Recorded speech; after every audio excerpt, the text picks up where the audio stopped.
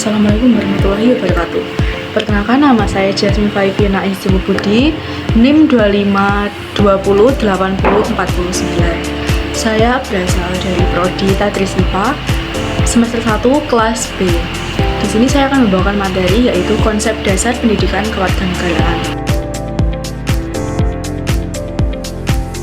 Yang pertama ada rumusan masalah.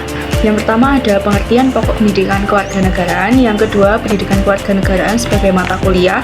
Yang ketiga, fungsi dan tujuan pendidikan kewarganegaraan di perguruan tinggi. Yang keempat, urgensi pendidikan kewarganegaraan di perguruan tinggi. Yang pertama, kita akan bahas pengertian pokok pendidikan kewarganegaraan.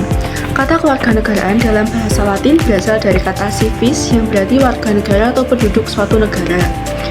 Dari kata civis, ini muncul kata dalam bahasa Inggris, yaitu civic, yang artinya sesuatu yang berhubungan dengan warga negara atau kehidupan dalam masyarakat dan negara.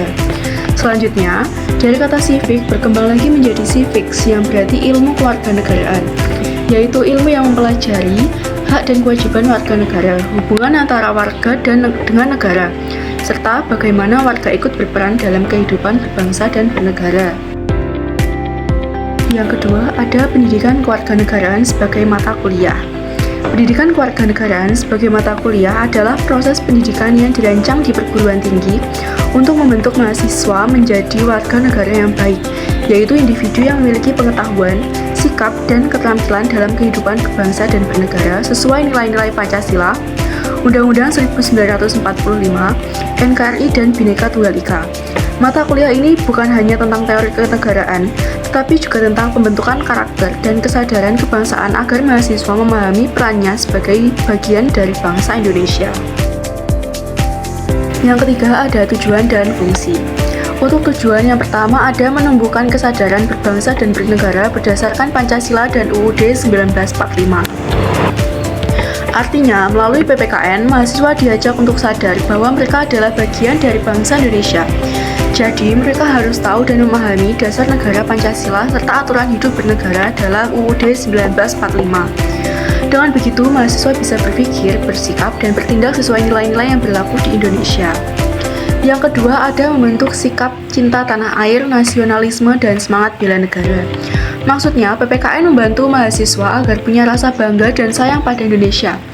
Misalnya dengan menjaga lingkungan, menghargai budaya sendiri, tidak mudah terpengaruh hal negatif dari luar, dan mau berbuat sesuatu demi kemajuan bangsa. Yang ketiga, menumbuhkan tanggung jawab warga negara terhadap kehidupan berbangsa, demokrasi, hukum, dan HAM. Ini berarti mahasiswa dilatih untuk sadar akan kewajiban dan tanggung jawab mereka sebagai warga negara. Misalnya, menghormati hukum, tidak melanggar aturan, menghargai pendapat orang lain, ikut berpartisipasi dalam kegiatan sosial atau politik secara positif, dan membela hak-hak sesama manusia. Yang keempat, ada mengembangkan karakter mahasiswa agar berperilaku jujur, disiplin, toleran, dan menghargai perbedaan. Maksudnya, PKN berfungsi untuk membentuk kepribadian mahasiswa agar punya sikap baik dalam kehidupan sehari-hari, seperti jujur dalam perkataan dan perbuatan, disiplin dalam belajar dan bekerja, menghargai waktu, serta mampu menghormati orang lain walaupun berbeda suku, agama, ataupun pendapat. Yang kelima, ada mempersiapkan mahasiswa menjadi warga negara yang cerdas, aktif, dan beretika dalam masyarakat global. Artinya, PKN membekali mahasiswa supaya siap hidup di zaman modern dan dunia yang makin terbuka.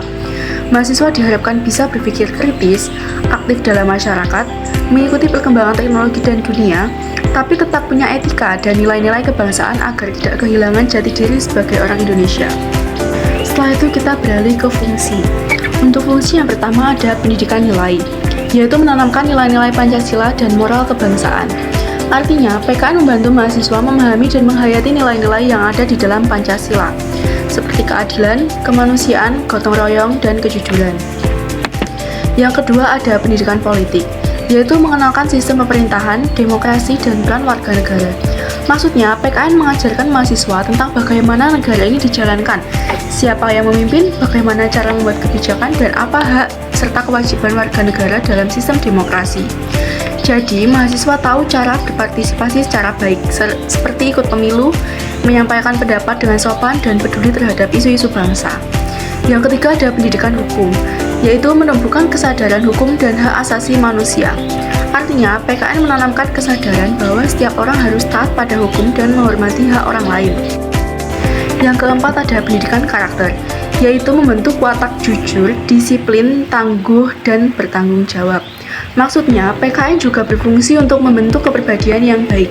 Mahasiswa dilatih agar punya sifat jujur, tidak mencontek, disiplin dalam waktu dan tugas, berani menghadapi tantangan, serta mau bertanggung jawab atas perbuatannya.